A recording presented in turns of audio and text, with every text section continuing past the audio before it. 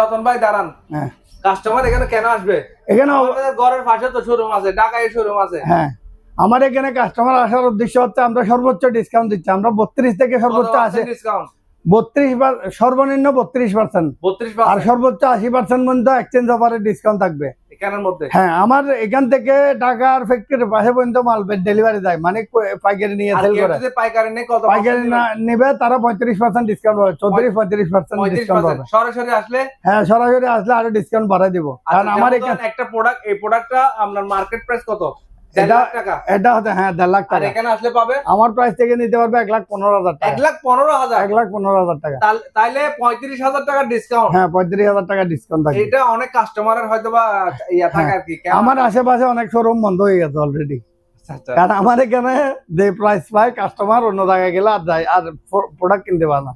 আবার এখানে উনি মূলত আমরা সেল বেশি থাকার কারণে ডিসকাউন্ট বেশি দেয়। আমার কাছে হচ্ছে আমার ব্যবসার বয়স থেকে আমার থেকে হচ্ছে লাভ কম, সেল বেশি। আমি 200 টাকা লাভ পাইলে মাল ছাড়ে দিব। আমার ব্যবসার সিস্টেম হচ্ছে এটাই।